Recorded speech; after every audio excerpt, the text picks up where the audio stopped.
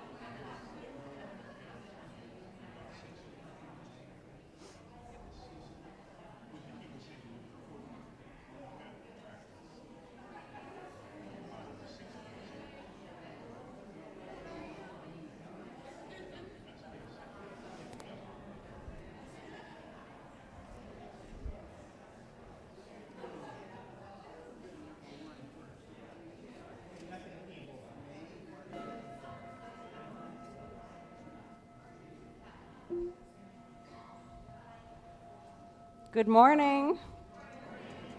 If you're already in, welcome. If you're still coming in, come on in and join us. We're going to sing our way into worship this morning.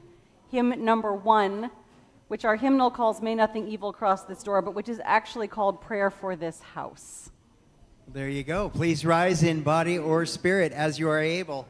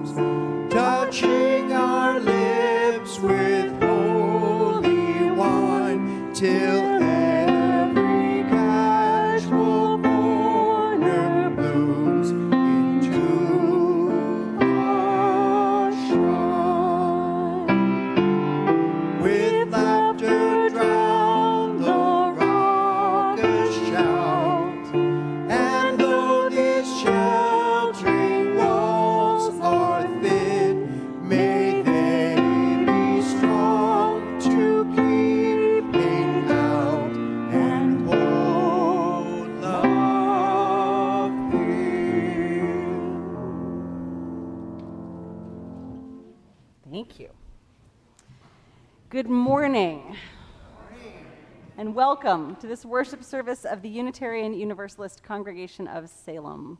I am the Reverend Monica Jacobson Tennyson, I use she, her pronouns, and it is my joy to serve this congregation as minister.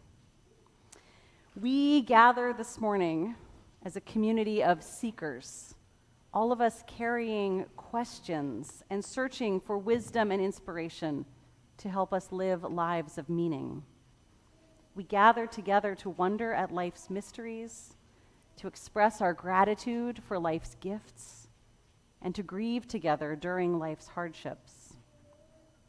We gather to be of service, to give and receive care, and to help each other learn and grow. You are welcome here just as you are. Whatever beliefs sustain you, however you understand and express your identities, whomever you love, and in all the ways you are still becoming the person you will be. It is good to be together.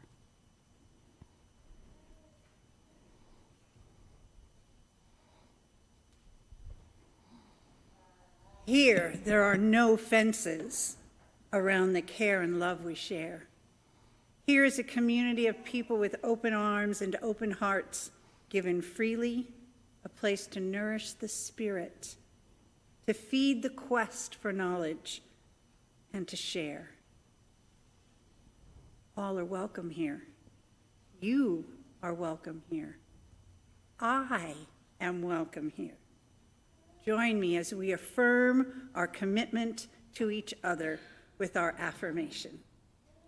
Love is our doctrine. Compassion is our way.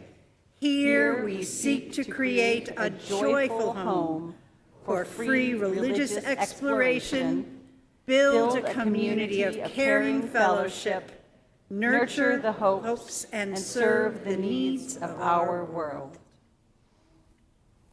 Well, good morning again, everybody. I'm John Chinberg, music director here at UUCS, and I'm joined here with my good friend Terry Bay. Some of you know Terry.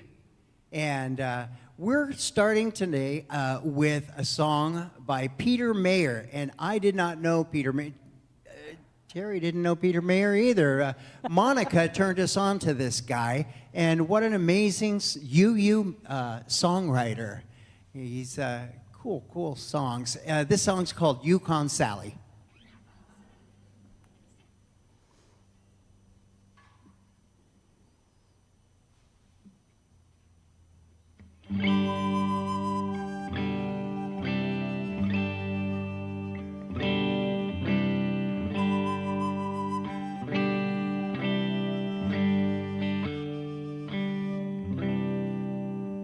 Yukon Sally lives on the mountainside. Yukon Sally, she likes to mountain climb. She has a pack and an old canteen, 100 little things that she has seen, and 100 stories if you've got a while. Helicopter Joe lives down the road a ways. Helicopter Joe flies passengers all day. Up to the highest peak around, takes a photograph and he takes them down so she can verify their lofty claims. Joe calls Sally every now and then. He says, come on, Sally, have a little sense. The mountain climbing is a silly waste of time. I've got a way you can skip all that, get you to the top in minutes flat. Sally just shakes her head and smiles wide and says, I think I'd rather climb.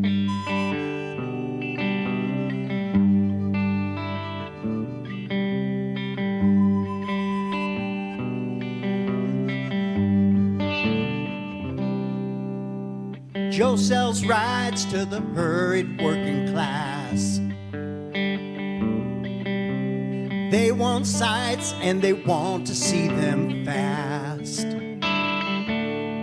They say this is nice and I hate to rush, but we can catch a bite if we hurry up and maybe do the ocean after that. Sally Downs in the scent of evergreen. She cools her feet in a chilly mountain stream. Stays outside when the sky grows dark, walks in time to a beating heart, and meditates a moment at the peak. Joe calls Sally every now and then, says, come on Sally, have a little sense. Mountain climbing is a silly waste of time. I've got a way you can skip all that, get you to the top in minutes flat. Sally just shakes her head and smiles wide. She says, I think I'd rather climb.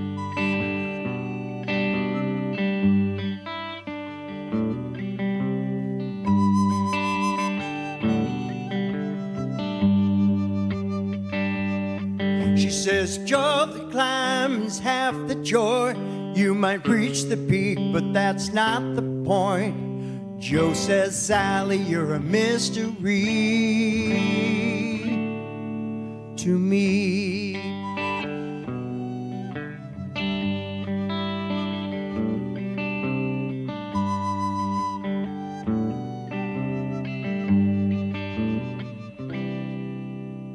Yukon Sally lives on the mountainside.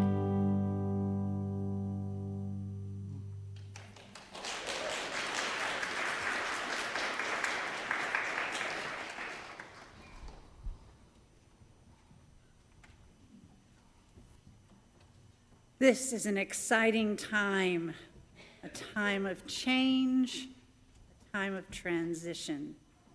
From the air, we find inspiration as we breathe in and we breathe out.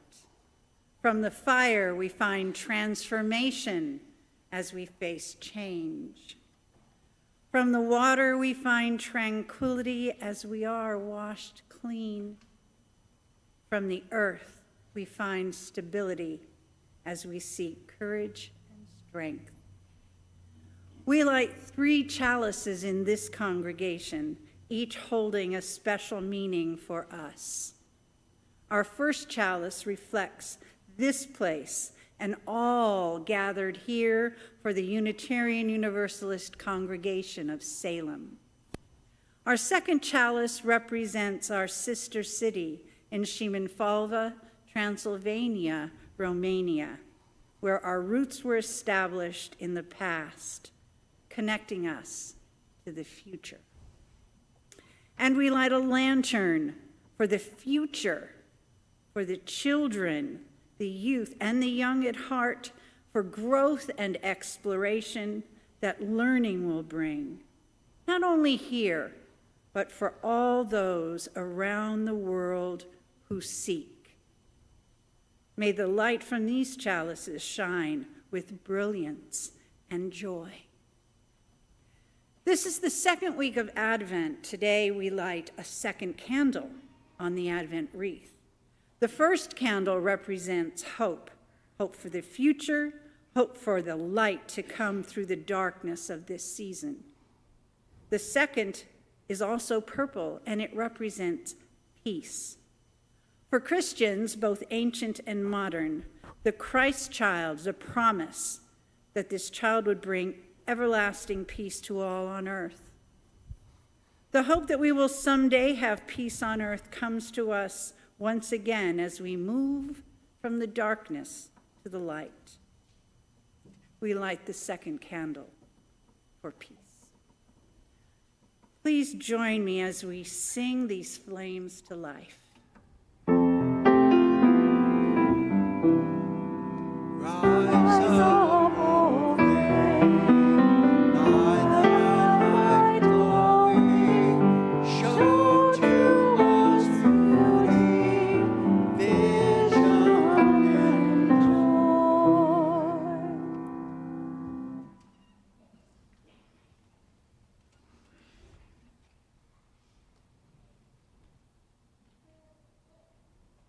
Good morning. Good morning. Hi, can everybody young or young at heart please join me up front? Good morning. Hi. Welcome. Good morning. Remember that if your body is okay with sitting on the ground, anyone of any age can come up for the story. Absolutely. Welcome, you guys. Hi, thank you. Thank you for joining us. Good morning. We are into our second week of exploring the practice of presence in LRE. Do you know the difference between the different kinds of presence? But do you know what presence means? What does it mean? Presence as in we're in the present time, and presence as in gifts. Excellent. That was perfect. That was not rehearsed or anything. Good job. Today, we are exploring our theme through the lens of lessons in gift giving and being present to what we love and appreciate about those we are planning on giving gifts to. So, with that in mind, I have a classic winter holiday wisdom story to share with you, and it's called The Gift of the Magi. Once upon a time, there was a couple who had only been married a year and were about to share their first Christmas together. Della and Jim, those were their names, didn't have much, but what they missed in terms of money or things they made up for in compassion and love. It was Christmas Eve, and neither Della nor Jim had gotten a present for the other. After Jim left for the day, Della began to worry. You see, she only had $1.87 to spend on a present for her beloved husband. What can I possibly buy with that, she wondered. She turned around and saw herself in the mirror. She took a step up to the mirror and glanced at herself. Her hair was long and lovely. Della suddenly realized what she needed to do. She hurriedly put on her cloak and exited the apartment. She dashed down the street to a shop that created wigs. "We purchase hair," read a sign in the window. Della inquired of the shopkeeper, "Tell me, how much are you willing to pay for my hair?" "Come inside and let me have a look," the shopkeeper replied. Della entered the shop and removed her cloak. Her long, thick hair tumbled to the ground. "Oh, lovely," exclaimed the shopkeeper. "I'll offer you $20 for these gorgeous long locks." Della could finally go shopping now that she had $20 plus the $1.87 from before. She wondered what she should buy for her husband. Jim's golden pocket watch has been his most prized possession in the entire universe. It had passed from his grandfather to his father, and then to Jim. When Jim was sure no one was looking, he pulled out his golden watch, flipped it over, and stroked it gently. Della was aware of it because she observed him doing it. Della then came across the ideal present, a gold chain for his pocket watch. She purchased the pocket watch chain for $21. Jim's pocket watch could not fall out of his pocket with that chain attached to it. And wouldn't Jim look wonderful when he pulled out his golden pocket watch and everyone could see the gold chain? She thought to herself. As Jim returned home that evening, Della ran toward him to present him with the gift she had purchased. However, when he noticed his wife's short hair, he frowned instead of smiled. "Oh, don't be concerned," she exclaimed. "It doesn't take long for my hair to regrow." "I want you to understand me, Dell," he said. "Nothing like a haircut could make me love you any less. But if you open that, you may know what I felt when I came in." He then handed his wife a tiny package before she could give Jim her gift. Della quickly pulled off the paper and let out a cry of joy.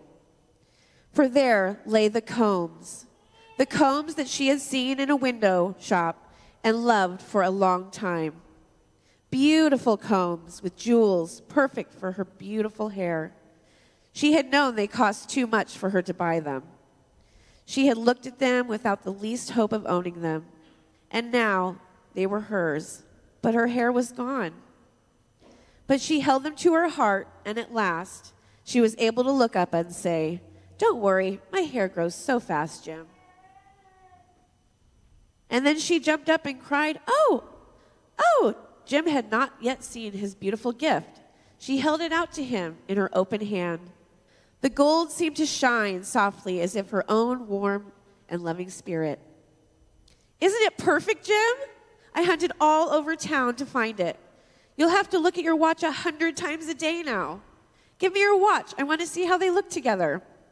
Jim sat down and smiled. "Oh, Della, I sold my watch to get the money to buy the combs," said he, and laughed. "Let's put our Christmas gifts away and keep them a while. Besides, as much as I love this band, I love that you have made me feel seen and appreciated even more. That is truly the most perfect gift of all." "I feel exactly the same way, Jim. Exactly the same," Della exclaimed as she gave Jim a hug and settled in for the most perfect evening ever. And what I love about this story is that it reminds us that the ultimate gift we can give one another is to help people feel seen and known and loved.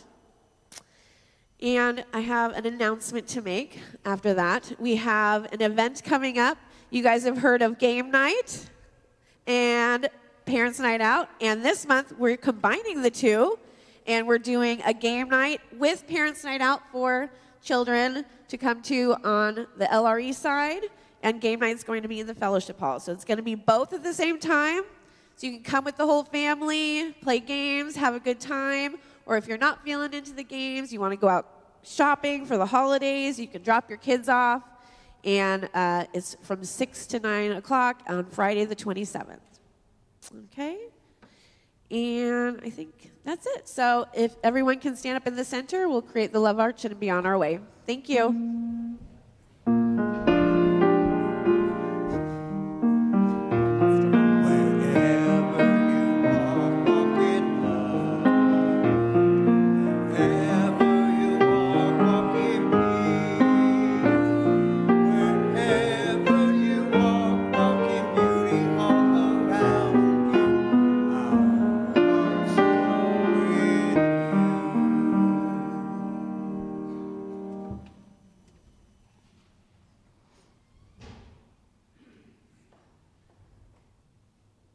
We honor today a covenant, an exchange of promises between the Reverend Monica Jacobson Tennyson and the UUCS congregation to honor, trust, and be openly curious as to what lies ahead. We enter this transition period between settled ministers and view it as a time of growth, of honoring the past and looking forward to the future. The UUCS board is honored to ask the Reverend Monica Jacobson Tennyson to help us, guide us through our transition. And we know the journey before us will be both fruitful and a benefit to all. Covenanting is a particularly Unitarian Universalist practice. It goes back to the days of the Pilgrim and Puritan congregations of the 1600s. These congregations created promises about how they would help each other. In today's UU congregations, we often create covenants that describe how we aspire to be together, what the quality of relationship is that we are aiming for. Now, the relationship between a minister and a congregation is always a covenantal one, built on aspirational promises and on our commitments to return to those promises when things go awry, as they will from time to time. Spoilers. So let us create this foundation together now. Reverend Monica, while we acknowledge that ministerial transition is a crucial point when something begins to change, and with change often comes feelings of fear. At the same time, we know that transition opens up new and different opportunities for our shared ministry. We have asked you to walk with us during this time of transition in the life of our congregation.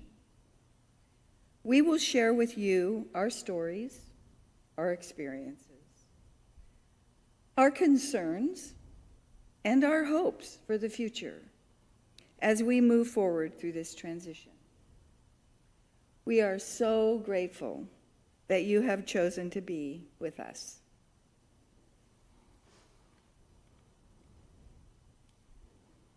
And to the congregation, I ask you, members of the Unitarian Universalist Congregation of Salem, will you support Reverend Monica as she works with us? Will you allow her to take risks, to make mistakes, and to ask for help when needed? Will you open your minds, your hearts, and your hands to this ministry, embracing this work with honesty and with kindness? Will you share with her your hopes, your fears, your knowledge, and your wisdom? Please read the response with me from the slide. We promise, to the best of our ability, to join in the shared ministry of this congregation with curiosity, presence, and respectful open communication, believing that the ministry of the UUSC is the work of all of us. We pledge to bring our gifts and strengths to this partnership, to share our resources and talents, and to work with you for the good of the congregation during this transitional period. Vision test is over. Good job. You all passed. Knowing that this transition time can be both challenging and joyful, Reverend Monica, will you take up the mantle for this ministry with the members of the Unitarian Universalist Congregation of Salem? Will you teach us, to the best of your ability, about the tasks we must do and the questions we must explore to fully prepare ourselves for our next chapter? I will. I promise to offer you collaborative leadership and partnership during this time to fulfill the sacred and tender duties of ministry, to speak the truth in love, and to listen to the stories and the wisdom that you bring. Together, we will reflect on the past, the present, and the future of UUCS, discovering the heritage of this congregation and discerning your next mission. And as I take risks with you and make some mistakes, I also promise to be open and reflective and to work with you in repairing our relationships when they become strained. With a glad heart, I take up this ministry with you. Thank you.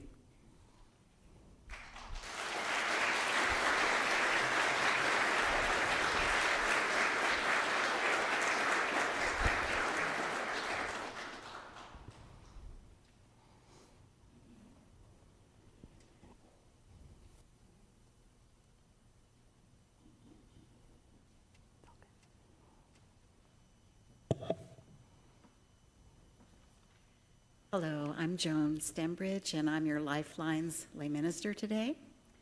And we have a few written in the book. I'll give the concerns or the sorrows first. From Sarah Chateau, Deborah Emeny is homesick with RSV. She's sad to miss this special celebration. We are wishing her well. And a second sorrow or concern is from Jen Bay. My cat, Merlin, got diagnosed with kidney disease, and he is refusing to eat his new food. Prayers, please. And 2 joys. One from Greg. Joy, Margaret is coming home tomorrow. Her sister is doing a little better, and she will be watching the services online. And a second joy from Annie Jocelyn. Next weekend, students of American Ballet Academy will perform a children's Christmas Nutcracker on the Elsinore Theater stage. Shows are 7 p.m. Saturday and 2:30 p.m. Sunday. Profits are donated to Marion Polk Food Share. And a final candle to all of the joys and sorrows in our hearts and not spoken. Lifeline's lay ministers are fellow members of this congregation. You can identify us by our lavender stoles. Our purpose is to provide compassionate listening to individuals who are experiencing loss, illness, or any type of personal or family crisis. You can reach us at the email on the screen, or you can call the church office and leave a message. And lastly, the second Sunday, which is today, is usually a Compassionate Connections gathering, but today we're postponing that until next week because of the covenanting of Reverend Monica and our congregation and the wonderful celebration we're having in the Hanneman Hall afterward. But I'll stay a bit here in case anyone wishes to talk. Thank you.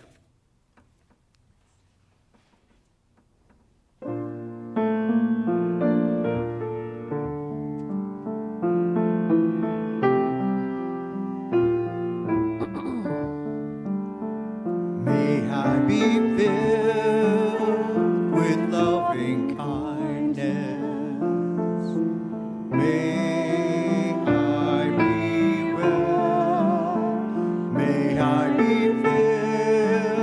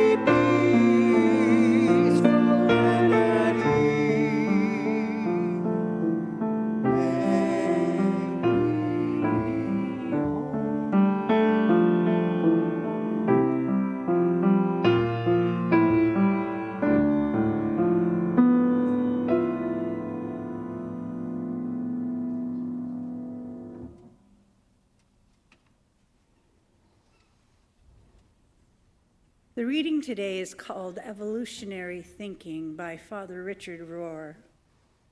Father Richard Rohr is an American Franciscan priest and writer on spirituality based in Albuquerque, New Mexico. He was ordained to the priesthood in the Roman Catholic Church in 1970. He founded the New Jerusalem community in Cincinnati in 1971 and the Center for Action and Contemplation in Albuquerque in 1987. He writes, "Evolutionary thinking is actually contemplative thinking because it leaves the full field of the future in God's hands. It is a way of thinking that agrees to hold the present humbly with what it only tentatively knows for sure. For me, that's true faith, and it's the heart of the matter, because we no longer need a totally predictable outcome. I know it's very hard to exist in such an uncertain place, and most of us aren't practiced in it. The Christianity handed down to many people didn't define faith in that way. It was a very static notion of time and knowledge. We didn't have to participate in the organic movement in our own soul, in the soul of our marriage, our family, or our community. The contemplative mind is an evolutionary mind. It allows the future to reveal itself without present circumstances totally predicting it. We all need some degree of predictability, but in faith, we can live without certainty to some degree. Living in that tension, that in-between, could be called evolutionary thinking. Or it could be called trusting in deep time. I'm trusting there's a deep river flowing. Even when not much is happening on the upper river, I still trust the deeper river.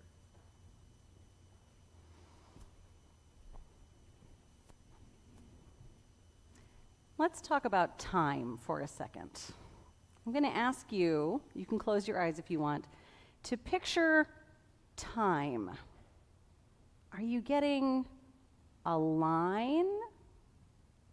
You can raise your hands or say, yes, it's a line, or no, it's not a line. How many people are getting a line when you try to picture time? I see some hands. Is anybody getting a circle? Yeah, I see some hands. Okay, so a lot of people get taught time as a line, right? It flows from the past to the present to the future, and you can't go backwards no matter how much you want to. But there are circular ways of understanding time as well. There's a sociologist named Neil Howe who says there's basically 3 ways of understanding time. There's chaotic time, when things just happen unpredictably. It's okay if you feel we're about to enter chaotic time in this country. We might be. But Neil Howe says no human societies choose chaotic time as their main way of understanding time. It does not help us.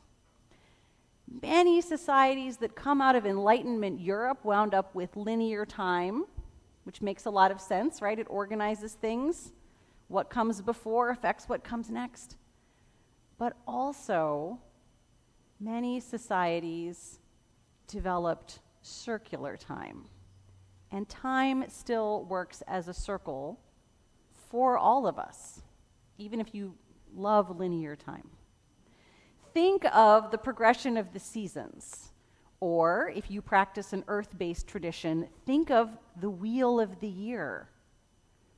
Fall goes to winter, goes to spring, goes to summer, goes to fall, goes to winter, right? There is a cycle, a circle that we move around. And similarly, in the Christian liturgical year, there is a circle, which brings us around to the season of Advent, which we are in right now. Now, in Advent, the tradition is to spend the 4 Sundays leading up to Christmas living in 2 stories at once. It is a practice of patience and anticipation. On the one hand, this is the ultimate no spoiler alert needed story and anticipation, because one version of the Advent story is about anticipating the birth of a baby who would be named Jesus, who would be a great teacher and prophet for peace. The other version of Advent is the truth that even given the life of Jesus the prophet, and for us as UUs, I would argue the lives of many great prophets and spiritual teachers and peacemakers, we somehow do not yet live in a world of peace. And so we continue to wait, to hope, to anticipate that someday a world of peace could be possible. We travel around the circle and are invited every year, if Advent is a practice that speaks to us, to take this month once again to look at what has been and what could be. This is not just a fun story to live into over and over again, or a hard story. This is a spiritual technology. So let me pause to say technology in this sense is anything created by humans to help us live our lives. A pencil is a form of recording technology. Corn, which was bred over hundreds of years from a really robust grass into the corn cobs and stalks and corn mazes we know today, is a form of agricultural technology. If the young people in your life tell you that you are not good at tech, you can hold up a pencil and say, I'm excellent with technology, actually. So in the same way, we as humans inherit spiritual technologies, which have been developed over hundreds of years by people in many times and places, because we are not the first generation of humans to have to live in the tension between the world as we dream of it and the world as it is. We are also not the first generation of humans to experience impatience and to need practices that help us understand that sometimes things move slowly. So Advent is a chance to practice patiently and expectantly waiting. It is a form of the evolutionary mind that Father Richard Rohr wrote of. It is a way in which we trust that things are moving as they need to, even if we can't perceive them. And it turns out that doing transitional ministry is a bit like a practice of Advent. So welcome to an Advent that will last several years. I hope you like it. It used to be that Unitarian Universalist congregations went right from one long-term minister to another long-term minister. Or that was the goal anyway. Do you know what really happened? You'd have somebody who served a congregation for 10, 15, 20 years, and then the congregation would say, okay, that person's retired, we're ready for the next minister. We're ready for 20 years with you. And those ministries would last like 1 or 2 years. Right? In part because people in the congregation settled into this new ministry and they were like, now wait a minute, this new minister doesn't do some things that our previous minister did, which I really liked. I don't know about this new one. Or they would say, now wait a minute, you guys, this new minister does that same thing that our previous minister did. I don't like it. There's a song written about congregations and their expectations for new ministers. This was written by a man named Brian Soricho, who is a UCC minister. A bit of it goes like this. And remember, in a UCC tradition, there's a lot of addressing God as Lord, so if that doesn't work for you, translate the way you need to. Oh Lord, we're only looking for a perfect pastor. We know for you no order is too tall.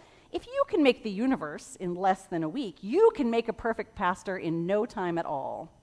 We're only asking for a perfect pastor. A little less than an angel will be fine. But we'll settle for no less than a perfect pastor. We're tired of the plain old human kind. Now, Lord, we're open-minded here. We'll take a woman or a man, because gender never does affect our choice. Yes, we'll look at any she who's got the qualities of being at least 6 feet tall with a deep-down preacher voice.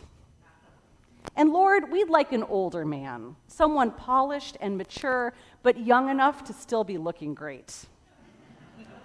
We'd like someone to wow us with administrative prowess. How about 40 years experience at the age of 38? The perfect pastor visits all the needy, and he's in his office every single day. And when it comes to salary, he's not greedy. He'll just take what you give him and then give it all away. Oh, we don't believe that we are hard to satisfy. But after all, our standards should be high. So when you find the time, simply zap on down a guy who's mastered being everything to everyone all the time. This is a transitional ministry song. So, knowing that there is a period of time needed for congregations to reflect on the ministry that has come before and to discern the ministry that is needed next, many denominations, including ours, created the category of transitional ministry. Now, for quite a while, we had these very stable and defined categories of transitional ministry. You could be an interim minister, or a developmental minister, or a targeted minister. But maybe you noticed that the pandemic blew up a lot of institutional stuff. So now we have this transitional ministry category and space in which ministers and congregations figure out together what needs to be done, how long do we think it will take to do it, how fast do we want to go, and then are able to describe together what is needed in that transition. Just as the observation of Advent is part of reminding ourselves not to rush ahead to Christmas, just as the wheel of the year moves us from season to season at the pace of the natural world, transitional ministry is a spiritual technology for not rushing through the period of discernment that occurs when one settled ministry ends and before the next begins. Look at me doing linear time up here with you all, as though time goes from here to here. When one ministry ends and the next begins. In the book Common Prayer, A Liturgy for Ordinary Radicals, Advent gets described this way. Advent, which means the coming, is a time when we wait expectantly, but this waiting is not a passive waiting. It is an active waiting. As any expectant mother knows, this waiting also involves preparation, exercise, nutrition, care, prayer, work. And birth involves pain, blood, tears, joy, release, community.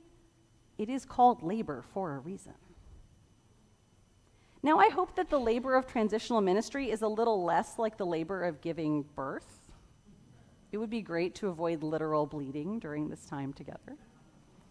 But if you have awaited the birth of a child, whether one joining your family, or one in your extended circle, or one for whom you are the gestational parent, you know something, and maybe a lot, about what active waiting involves. Now, by the way, I'm bringing up this pregnancy metaphor for 2 reasons. The first is, of course, the connection to the story of Mary, pregnant with Jesus, part of the ancient Christian stories of Christmas.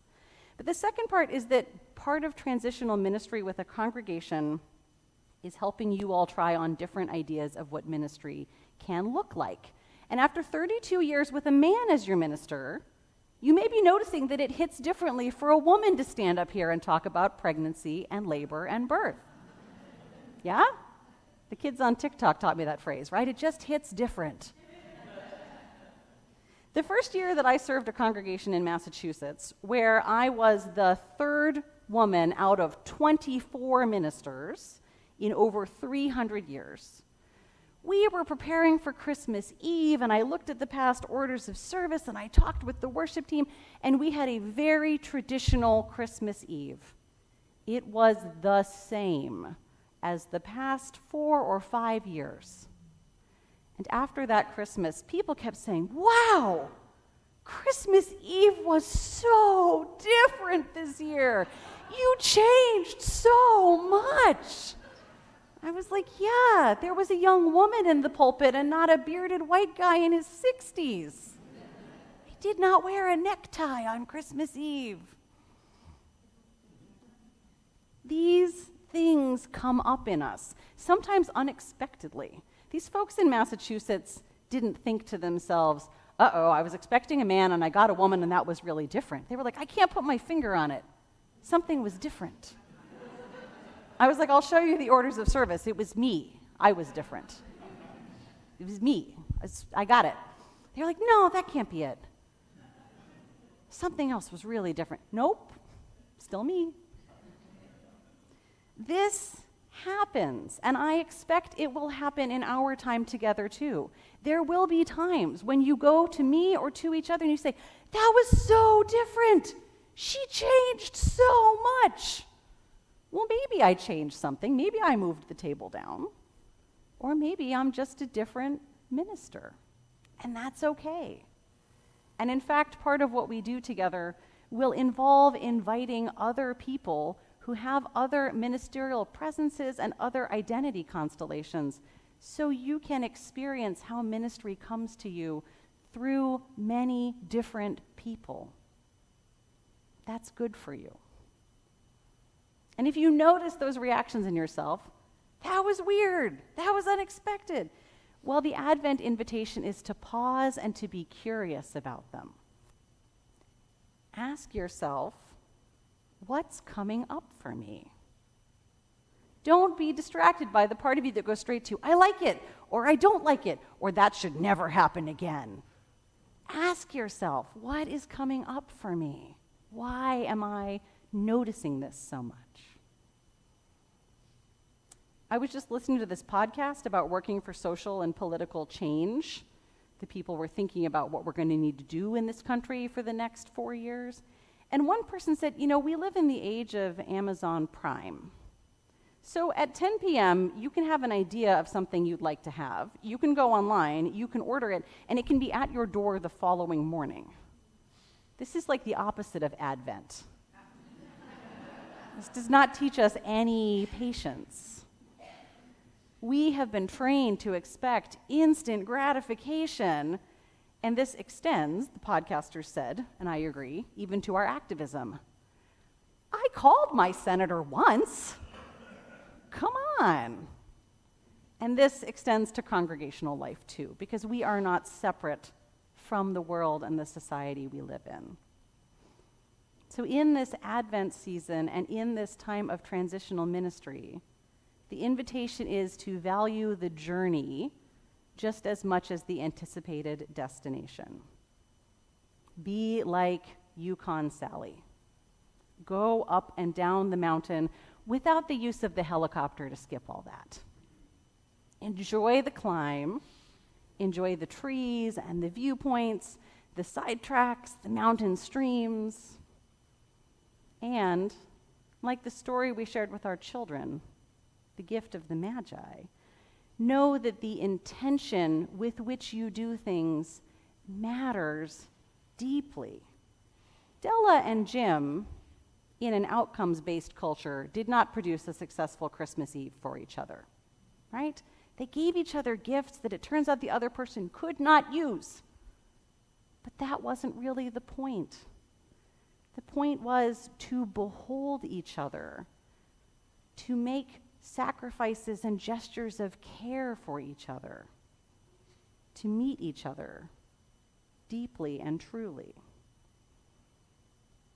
This is where the spiritual technology of covenants can often help us, because we are not going to rush through checking every box So we can say transitional ministry done, complete, excellent.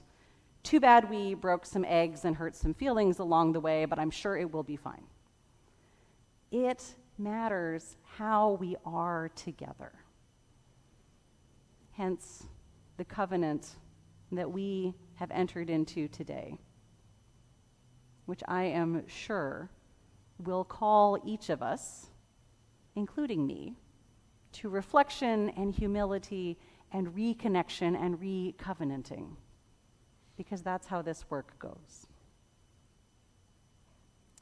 I cannot promise you that this transitional time will be enjoyable all the time or happy all the time. In fact, I can pretty much guarantee that you won't like all of it, just by definition. There's, 140 people in this room and another 40 online. Some of you won't like some things. Some of you will like those things very much. But what I can tell you is that in our time together, we will make space for where we differ, for where there is grief. And if you've ever experienced grief, you probably know it brings anger, sadness, discouragement. We will make space for all those things. And I can tell you that I think it will also be a time of joy for us. Even amidst the political and the social and the climate challenges that we know exist, I believe being together, doing our best to follow the call of love up and down the mountain is a joy. May it be so.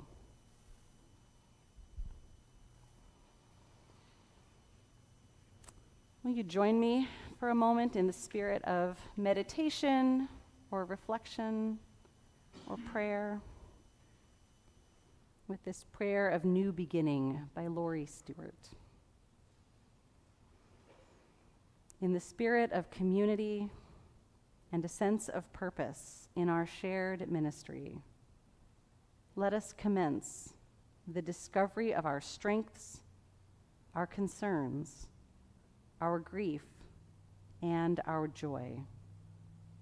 Let this journey be one of love, authenticity, and reverence. Let us shape our lives, our work, and our days as an expression of that joy, that love, and of our commitment to service and to each other. May it be so.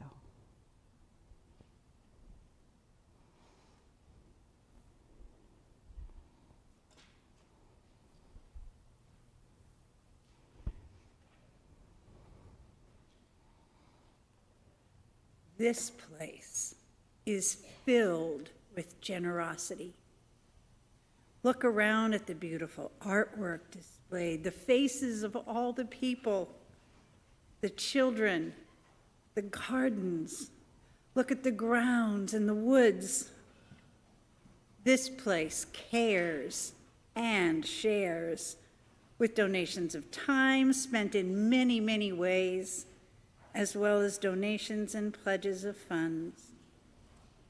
We provide goods to the local food bank, which you can contribute by placing your donations in our little red wagon.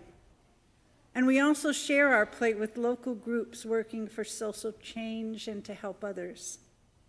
This month, for December, we're sharing our plate with the Interfaith Movement for Immigrant Justice. This very important work focuses on helping communities and people of faith to advance immigrant justice in Oregon by helping immigrants facing detention and deportation, working out local, state, and national levels for policy advocacy, and through purposeful organizing. Your generosity can make a difference between someone having a bed on their first night here and giving tools to assist in assessing services. Your generosity, it will help to bridge the gap as people arrive and struggle to make Oregon their home. Thank you for all you do to help this place survive, to grow, to be a haven that is for everyone. If this is your first time here, we consider you to be a guest and we welcome you, but don't expect anything from you. Although if you feel moved to contribute, we are very humbled by your generosity. We will pass bags through the sanctuary, through this place, as we listen to some special music, and you can place your donations in them.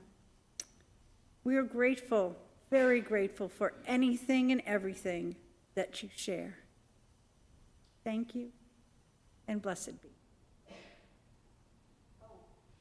And there is a how to donate slide that was up, so just don't forget that part. You can donate online if you don't want to put it in the basket. Thanks, folks.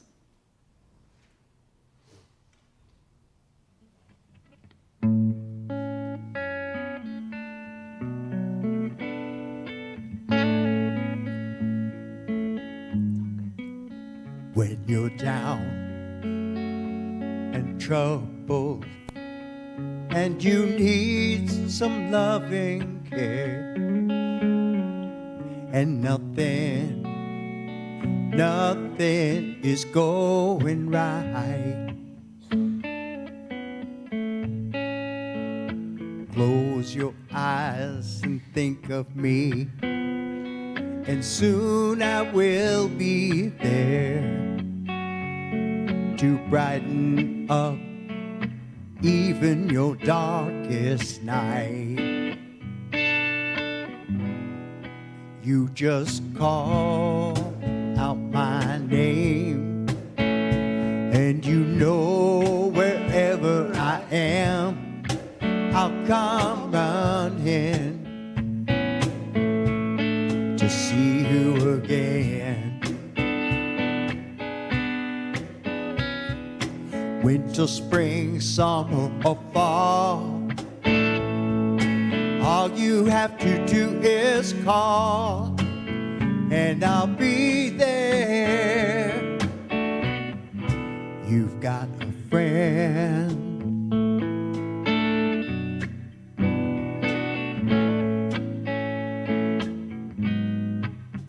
If the sky above you grows dark and full of clouds, and that old north wind begins to blow,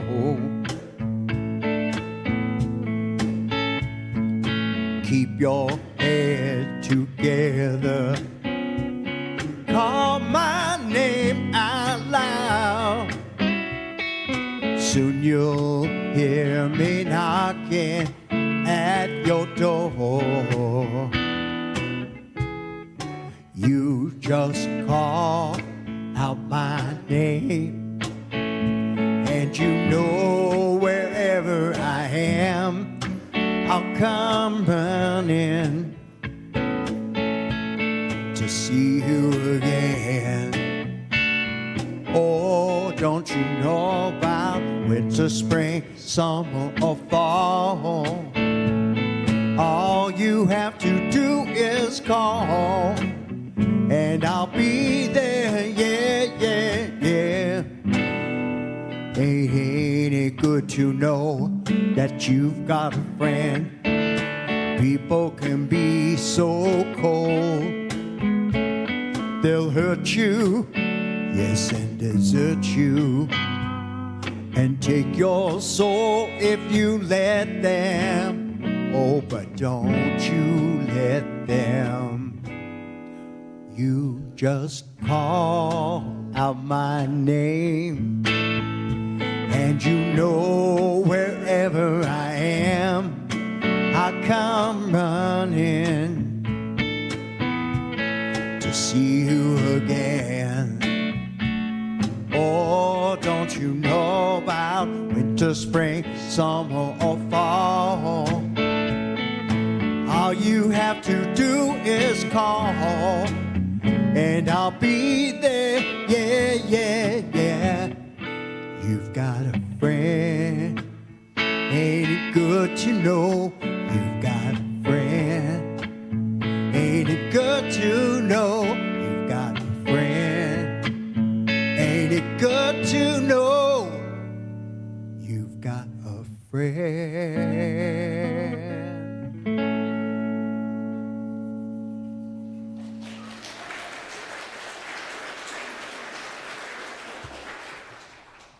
Thank you so much. We have a little bit of news of the community. Next Sunday, Bob Muir is going to be talking about Truth Matters, so please come to the service. We have a giving tree in our lobby that benefits the Mindful Organization for Recovery of Psychological Health. And if you feel inclined, see what you can do to donate from the giving tree. The wreaths are here to be picked up in the fellowship hall today. And we have, don't forget, the Women's Bazaar next Sunday. And of course, after service today, you will be treated to a luncheon in Hanneman Hall.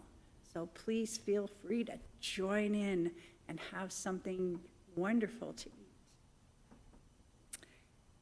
Other news of the community can be found from our newsletter that comes out once a month, or from the Friday mailing. If you're not on the waiting or on the mailing list, please make sure that you email the office, or you can use that little square thing. I can never work those things every single time, and never, ever will they connect. So I use the phone, but maybe you're good at it, so you can use that little square thing in the corner. But that's one good way to find out what's going on in our community, because we have lots that happen here. It's time for us to light our social justice lantern, because truth and justice are a part of who we are and the goals we share. We take the light, the flame from our community chalice, to light this lantern for social justice, and we will hope for peace, and that this light will glow always. And as we release the flames of our chalices, we can take comfort knowing the light will burn brighter in our quest for justice, and its warmth will sustain us and our community even as we leave this place. We welcome transitions and change while remembering and honoring the past. We look forward to a future of possibilities. May we hold close to our hearts the community of love we share. May we keep the dedication we have for each other. And may we rest knowing that this place is here for us all. Hold on to the light. I believe it's time for our closing hymn, so please rise in body or spirit as you're able as we sing all 4 verses of number 121, We'll Build a Land.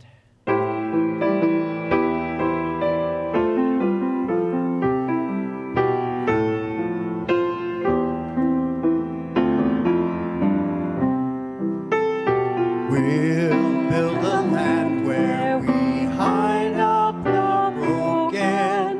We'll build a land where the captives go free, where the oil of gladness dissolves all mourning.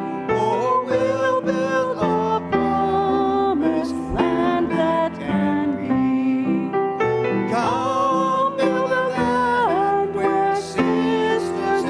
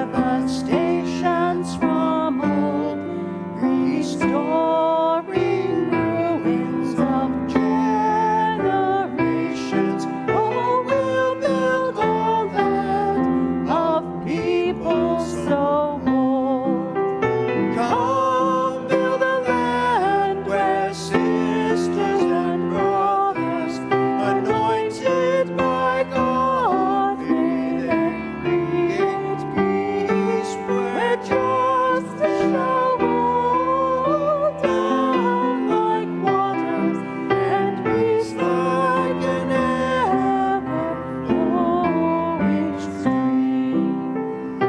Come build a land where the mantles of praises resound from spirits once faint and once weak, where like oaks of righteousness stand her people.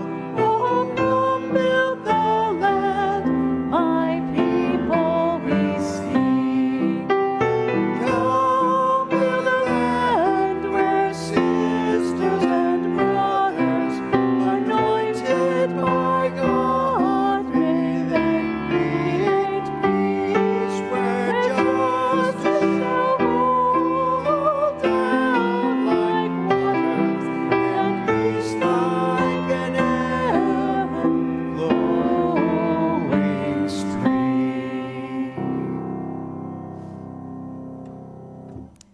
As we journey together up and down the mountain, may we remember to be present to one another and to be blessed by that presence, as we were blessed unexpectedly by sun coming through. Thank you to all of you who shaded your eyes and kept singing. Please join me in saying our closing words. May faith in the spirit of life, hope for the community of earth, and love for the sacred in one another be ours now and in all the days to come. Blessed be. May you go in peace to lunch